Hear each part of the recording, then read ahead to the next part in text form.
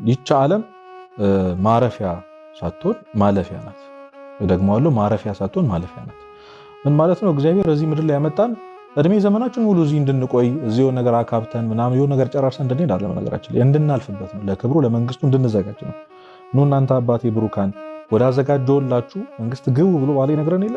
ስለዚህ ቀድሞ ሄዶ ያዘጋጅላችኋል ብሎ መላእክቱ ተናግሯል። ክርስቶስ ካረገ በኋላ ወደ አዘጋጀላችሁ ወደ መንግስቱ ተብሏል እና ወደ አዘጋጀልን ወደዛች ወደምናፍቃት መንግስተ ሰማያት ለመሄድ የምናደርግባት ጉዞ ነው። እዚህ የምንጋደለው ተጋድሎ፣ እዚህ የምናሳልፈው መንፈሳዊ ህይወት እና ይሄ ህይወት ሄዶ ሄዶ የሆነ ቦታ ያቆማል።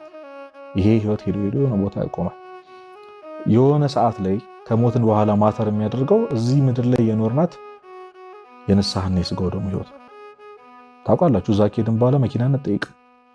እዛ ከሄድን በኋላ ዲግሪ አንጠይቅም።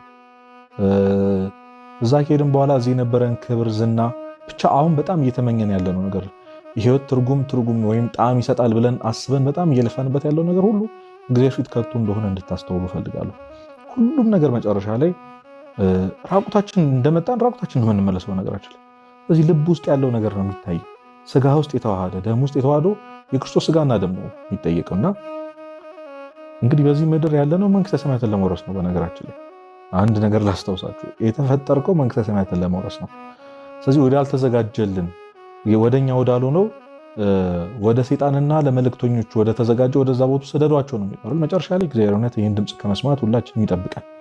የአባቴ ብሩካን ለመባል ያብቃን። ግን ይሄንን ነገር ማናምን ከሆነ ማንረዳ ከሆነ የሆነ ሰዓት ላይ ለሰይጣንና ለመልእክተኞቹ ለኛ እኮ አይደለም ለሰው ልጅ የተዘጋጀው መንግስተ ሰማያት ነው።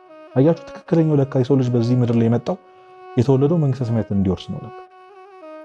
ስለዚህ መንፈሳዊ ተጋድሎ ክርስቶስ ያቀረበለትን ስጋና ደም ተቀብሎ ነገ ትክክለኛውን ህይወት ኖሮ መንግስተ ሰማያት የሚያስወርስ አይነት ህይወት እንኖር ዘንድ ነው ወደዚህ የመጣው።